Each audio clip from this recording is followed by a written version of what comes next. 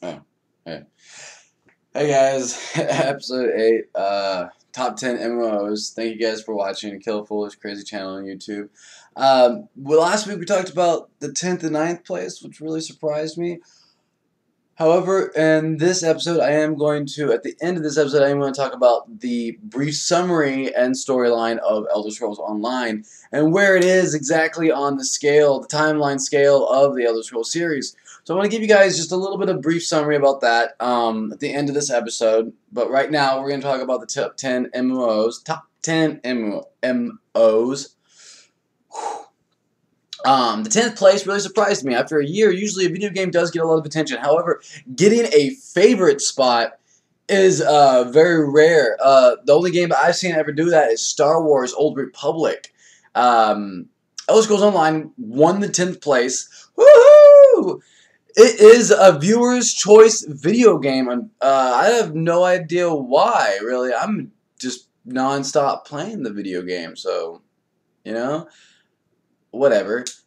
Elder Scrolls Online is a very badass video game. It gives you a very expansive world of Tamriel. I'm sorry, of Nirn in Tamriel. And you get to explore a lot more stuff and some old stuff that if you are a big Elder Scrolls fan, like playing Morrowind or Oblivion, you get to go back to those places. I mean, the only reason why I didn't mention Skyrim is because a lot of people already played Skyrim or have witnessed Skyrim. Skyrim is pretty much very limited. A lot of people that played it didn't know the background story in the first place. You get to play Dragonborn, which everyone knows that is a Elder Scrolls fan. If you are a Dragonborn, you are an Emperor. Yay! So that's kind of cool that the Septums died in Oblivion, and oh, whoops, I'm not supposed to be talking about this stuff yet. You guys got me talking about it already! Ninth place, Final Fantasy: A Realm Unborn. That is a good game. It was very expansive. For a Final Fantasy game, it's kind of disappointing, but it still led up to the classic feel of the Final Fantasy video game. The white cleric, the white mage, and all that stuff. You feel really Final Fantasy if you're playing that video game. And it's pretty expansive. Got a little bit of stuff in there. You gotta check out the second episode that I did. I did both badass summaries of those games if you guys are interested in seeing that. Eighth place. Eighth place was very hard because a lot of people did have a lot of opinions about these two particular video games that I'm about to mention.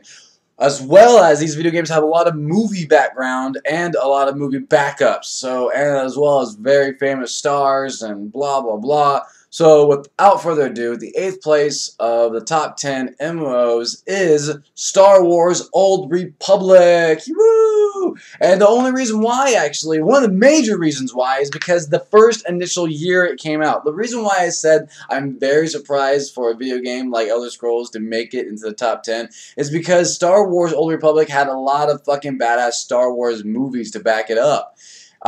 Including the new ones coming out around the same time, if not just pretty close to the same time the new Star Wars games, the new Star Wars movies came out. The release date was December 20th, 2011. Kind of weird because the new Star Wars movie coming out this year is December 18th, 2015. So it's kind of 4 years ahead of it, and it's still growing. It was produced by BioWare. BioWare is a very badass company. They made a lot of video games, a lot of stuff coming out of there. Check them out. Star Wars Old Republic was also created by the subsidiary of EA Sports, or EA Gaming. Everyone knows EA Sports. So EA Gaming created just a little bit more atmosphere. Like, they've created a lot of Star Wars video games. They're built on Disney or Lucas Arts. So you're gonna expect a lot of action in an EA video game. It's kind of like a Michael Bay version of video game world. The story came from 4 book novels about the Old Republic. It also, because of this game, it actually grew, helped out the older versions of this game too, the Knights of the Old Republic. Those games were really cool, very expansive, very customizational. They're very badass, and if you want to jump into a single-player Star Wars video game, that was the video game to play. It was a very, very good video game. Now, Knights of the Old Republic is about 300 years before any of this stuff happened. So this is 300 years after Knights of the Old Republic is when the Old Republic MMO came out.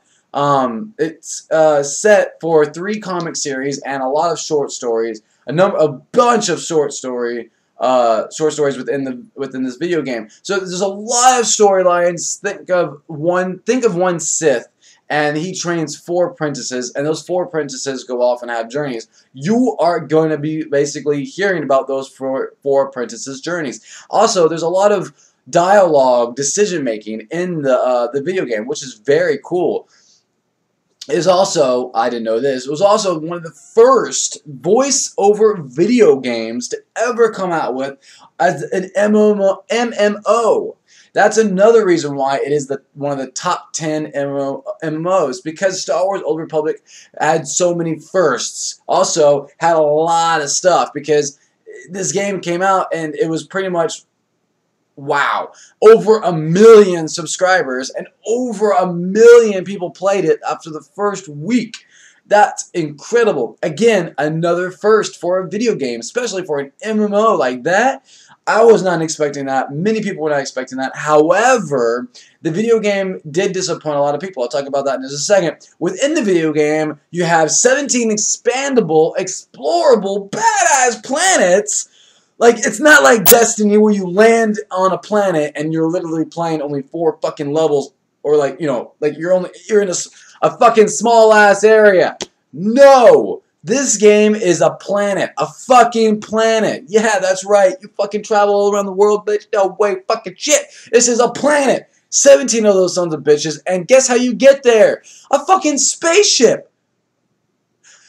A spaceship! That's also the things I'm talking about too. Flashpoints and operations, aka dungeons. You have dungeons for the people and dungeons for your fucking ships. What? You have space battles? It's pretty badass, actually. That part was really cool. Also, the customization in this game is unlimited. You get to customize your fucking armor. You customize your lightsaber, your gun lasers, everything. The color, the texture, every fucking thing. It's a good game. It's very cool. 8 unique classes, of course, one of them being the Sith or Jedi. You have the Bounty Hunter. You have all these kind of cool stuff. I mean, you have basics in the game. You have the Magic Caster. You have the melee badass motherfuckers. You have the range attackers. You have the tanks. You have the healers. I mean, you have basics within this video game, so it's pretty fucking badass.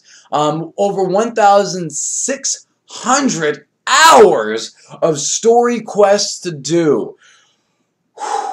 Back in the EverQuest days, that's like, wow, that was pretty stressful. And this is pretty bad too, man. That's a lot of fucking hours to play. So $60, or it's not even $60 anymore. It's like about 30, 40 bucks now to get the video game. If you want the expansions, I believe it's around 60 to 80 bucks to get all the expansions with it. So that's pretty badass.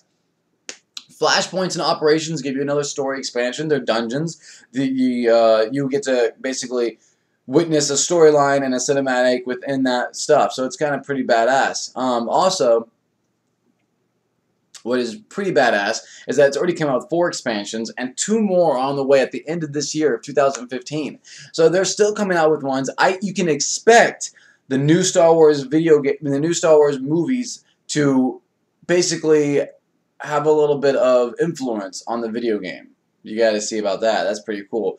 The spaceship textures, the lightsabers, the people. Can't wait to what they witness. So remember, this is all from the same world. So you get to see this as a badass, true Star Wars fan. Star Wars Old Republic, 8th place. BioWare produced this really badass video game on December 20th of 2011. It was a very awesome game. The storyline is based off of 4 novels, 3 comic book series, and endless amount of short stories. So this game has a lot of lore inside of it. So if you're looking for a video game that's very expansive, that's very customization, that's like space fucking shit, and you love space and spaceships and awesome cool laser shit, then you'll like this video game. Very cool, very, very unique in itself. I truly recommend this to people that want to play an expansive video game, that wants to choose their own dialogue, that basically wants to feel of being their own character. Elder Scrolls Online does give you that same fact. the same decision making, you know, forks in the road type of feel. Final Fantasy: A Realm Unborn does not. Final Fantasy: A Realm Unborn is a type of MMO that gives you basically an expansive world within an expansive world. It isn't like Elder Scrolls or Star Wars where it has a fantastic lore and you get to have an expansive world. So it's not two of the you know, both worlds, but you get the same. You get generally the same feel of an MMO. Expansive, create your unique character, go out in the world and explore and destroy shit. That's basically it, right? So, Star Wars Old Republic, 8th place, fantastic video game, highly recommend it. 2 more expansions coming out, 4 already out. I really expect a lot of people to play that video game, actually. It's a pretty badass video game. It's free to play online, right? Yeah, it's free to play online now, too. What? So, that's pretty cool, too. 7th place. 7th place, whoa! That was actually unique, too, because to me, I didn't really fall into this video game too much. A lot of people did. First year it came out, it actually had to go into free online because the subscribers were so little. So I was very surprised when I reintroduced the top 10 MMOs and people were like, no, I love this video game. 7th place, Lord of the Rings Online. Lord of the Rings Online was a very, very, very, very weird and unique game. It tried to do what Star Wars did, but a little bit more. It kind of did and it kind of didn't. You kind of got half of that world feel into it. Those that did not get into Lord of the Rings movies, do not worry. You do not need to get into those movies to understand what this fucking video game is all about. This video game is basically a couple of 100 years before the fact, and when basically everyone's trying to take the ring originally. So every MMO that comes from a movie or comes from a major lore is going to have a setback of 1,000 years to 100 years, whatever, before the main event, so that you can actually see it conspiring within the video game. It's kind of a cool feel. And Lord of the Rings gives you that feel where you're actually changing the world of Lord of the Rings. The movies you saw don't matter anymore. Very unique, very kind of cool. The graphics are pretty generic as far as an MMO. They're not too fancy-dancy to look at. The games that won the previous places have better graphics than this does, so it's amazing that this game actually beats Star Wars, the Old Republic. The reason being, I think, is because when Star Wars first came out, it was a very expected video game, and then a lot of people got disappointed within the first year. So after the first year, they came free to play. So after the free to play, they still were losing people. So they came out with expansion. Still, they kept it at a fine median. So yeah, that's why. And Lord of the Rings, I found out that it's expanding to this day. It came out April 24th. 2007, released by Turbine, a subsidiary of WB. That's kind of weird because over 2 years of updates, this game finally got to the top 10 charts. So 2009 is when it first came to the top 10 MMOs. So it's very surprising that it kept on this long, especially after the video games have come out. After Elder Scrolls gives it more time for the consoles, I can only suspect that Elder Scrolls is going to beat that place. I really hope so. But we'll see. I'll keep you guys up to date probably in a couple months for the top 10 MMOs. Next month isn't going to be about that. It's going to be the top 10 sports games, actually. I'm going to go into a different feel on that next month. So I'll describe that a little bit. Yeah, whatever. Lord of the Rings Online, level 50 is the cap. PvP is very, very, very distinctive in this video game. Basically, they want you to PvP, and they geared their game around PvP. Makes sense since the game is based on wars with each faction. There's also a mode called PvMP, player versus monster player. A monster player, from what I understand, is a player that gets to create a monster that has unique abilities. Now, when the game first came out with this little feature, pretty badass, those monster players escaped into the world and started ruling the universe. That bug, however, has been fixed. It's pretty funny to see that. You can look it up on YouTube. It's kind of unique. Also, this game has 5 expansion packs. Pretty amazing, actually, for this game to come out. Star Wars came out in 2011, and it's got 4 expansions. So, and it's got much more of a lore into it. Lord of the Rings has a pretty basic lore. I mean, there's little mini stories within that story, but however, it's only got 5 expansions. But those expansions actually help grow the video game even more. Unlike Star Wars, where it kind of still stayed the same median. Lord of the Rings is still forever changing and still forever expanding. That blew my mind, honestly. You get to pick between 4 races and 9 classes. The 4 races are determined. I mean, the four races determine what classes you actually get to pick. That's another thing that video games are missing. Elder Scrolls, you get to pick any race with any class. This one, it isn't like that. You have to watch out which race you want to be, depending on what class you can be. So there's a lot of stuff in there, and it's a lot more customization in there. Very unique in the storyline. It does follow the main storyline. Also, it goes off into branches of little things. There's also main events that go on within the video game. It is pretty interesting to see. The video game did not make too much of a headline when it first came out because of the graphics when the game came out.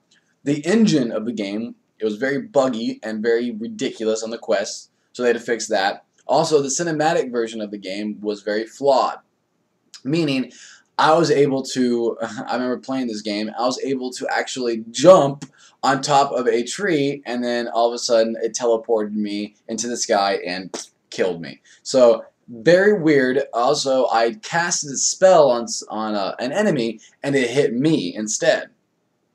So the game, when it first came out, was very buggy and very weird. The land texture was very off. However, from what I understand, they fixed the shit out of it, and it's growing now. So good job, Lord of the Rings. Very, very badass turbine. Who would have thought that you would have made this 7th place? But congratulations, guys. That's very fantastic.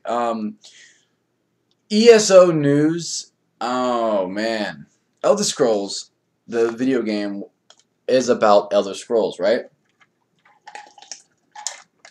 I spilled sweet tea all over my face. Wrong. It's the Elder Scrolls is just a basic premise for the video game. Elder Scrolls is basically, in terminology, it is Tamriel's tomes of knowledge of the past, present, and future. Everyone knows the Elder Scrolls basically tells what is going to happen, what has happened, or what is happening now.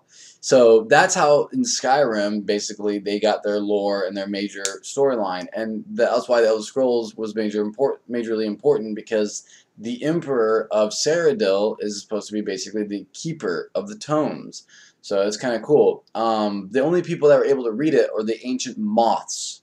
So take that into consideration. Elder Scrolls throughout the from Daggerfall Arena to now, or from the arena to now. Basically, what has happened is that the world of Tamriel is against each other. There's a lot of land, a lot of provinces or regions in Tamriel. Tamriel is the continent that you basically play on. Nirn is the world that you play around or within. So Tamriel consists of 9 regions.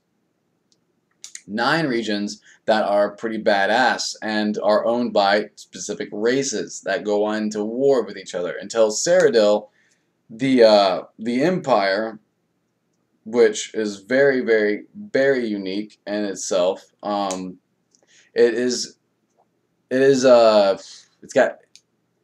It's got a lot of political powers within there. It's called the Septim Empire, or the Third Empire. Basically, they basically ruled over Tamriel. They basically kept Tamriel in check, while other races wanted to take over the throne for its own particular reasons. Basically, the Septims were also dragonborn. And that's what basically that's why that led their empire so strong. The people that wanted to go against them were the Alderi Dominion. The Alderi Dominion were people that wanted to take over the world because they thought they had the rightful place within this world. Good for you, High Elves. You were the first people that were created by the Aedra, and now you guys think you guys are all the the first the favorite. You're not. You're not the favorite. The Dark Elves are spawns off of the High Elves, basically that lived in dark crevices for a while and evolved into a darker version of the Magicka elf race, High Elves.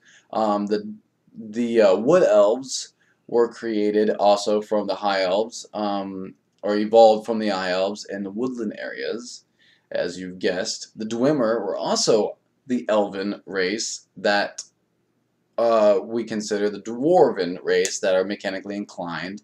They don't exist anymore, apparently, or we think they don't exist anymore.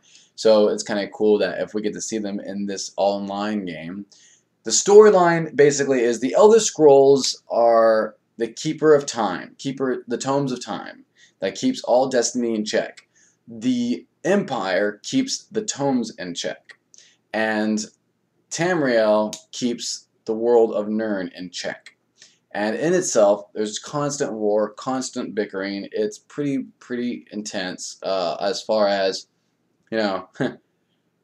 what the game can produce. Aedras were the beings that created, that sacrificed themselves and to create Tamriel. And within Tamriel, they created the races.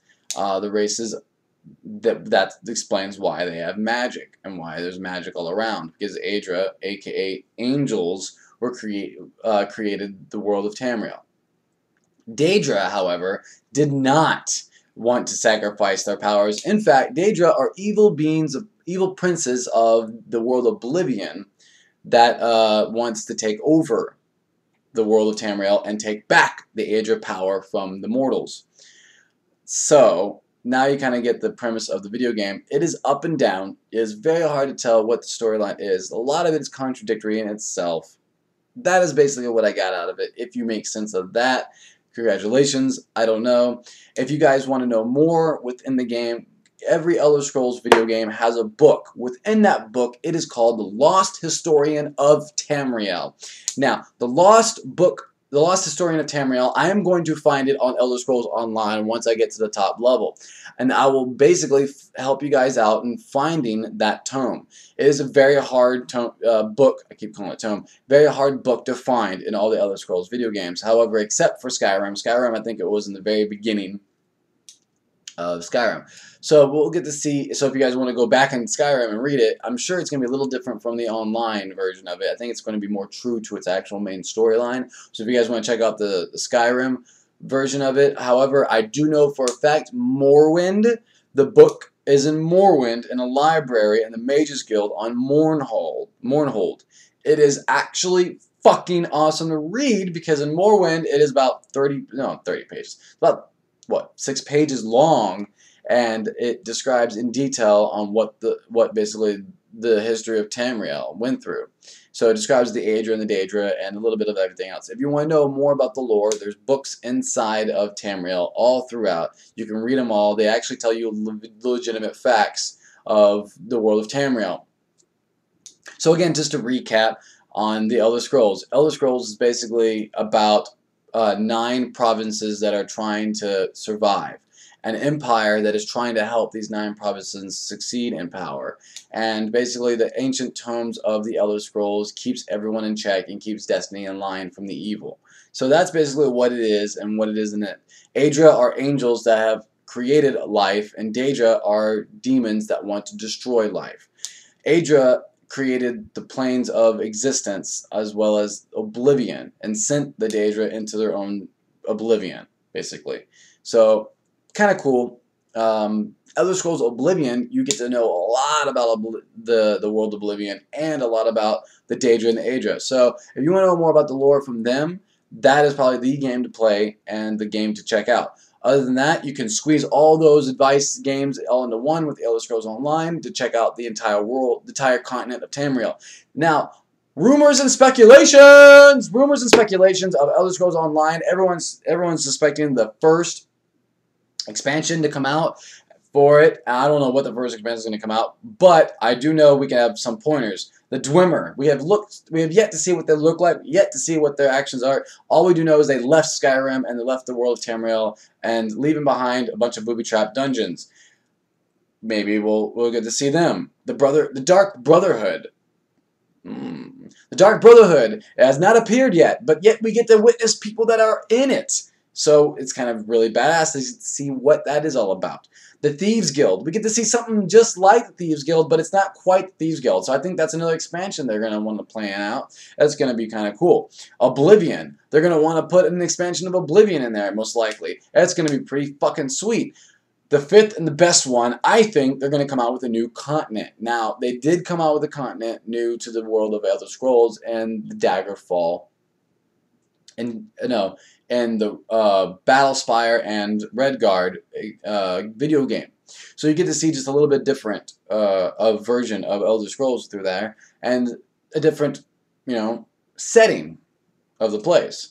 So those are 5 little pointers to think about, rumors and speculations on what the new expansions are going to be like. Of course, within those expansions, there are going to be new mounts, new stuff. We should expect tiger mounts and panther mounts, dinosaur mounts, even new skill lines such as animal taming. Ooh, that should be pretty cool. Like make a hunter-sorcerer type of feel, It's going to be pretty sick. Also, I'm going to be suspecting that you're going to be able to tame your own mounts eventually, and dragons haven't been introduced yet. However, I think they have to. However, everyone's speculating that you may not get to see dragons. Guess what, guys? You do, because in the lore of Elder Scrolls, the dragons come out years before Skyrim. So they have to come out pretty soon. I don't think they're going to be the first expansion. I think it's probably going to be one of the last expansions we're going to get to see, to be honest. However, seeing dragons, or hinting at the fact that we get to see dragons, is going to be pretty badass. Including flying mounts. I really don't think there's going to be flying mounts in this video game. The lag spikes would go crazy. I don't think they're going to be in it. So don't get your hopes up with that. New skill lines are definitely going to be in line. I don't know about new classes, but probably new skill lines within those classes, I would suspect. Or they might be coming out with a new class in general for the bow slash fist, weapon type of person. They don't really have a class for that necessarily. So that should be pretty cool to see in itself. All right, guys. I got to recap you on the 10th and 9th place, Elder Scrolls, Final Fantasy Realm Reborn. 8th place, Star Wars Old Republic, really badass BioWare video game. Fantastic. It already came out with 4 expansions, 2 more on the way. You got to check that game out. A lot of people playing that video game. Lord of the Rings Online, big surprise there, guys. Millions of people are still playing that game. Check that video game out. It has got a lot of fucking expansions, 5, and it's coming out with a lot more in the future. Elder Scrolls Online, if you guys have any more questions, you guys can follow me on Twitter, Twitch me, email me at jcfuller420@gmail.com. I am everywhere, guys. You guys can give me discussion on what you guys want to know as far as what videos you want me to stream for Elder Scrolls Online. I got a little bit of crafting. I got the best video for money grinding if you want to check that out. It's badass. I'm going to have more dungeon. I'm going to try to get more dungeon stuff recorded so that we can see what to expect as far as dungeons and trials and as PvP. So guys, thank you guys again for watching and supporting my channel. I really appreciate everything you guys have been doing. Peace!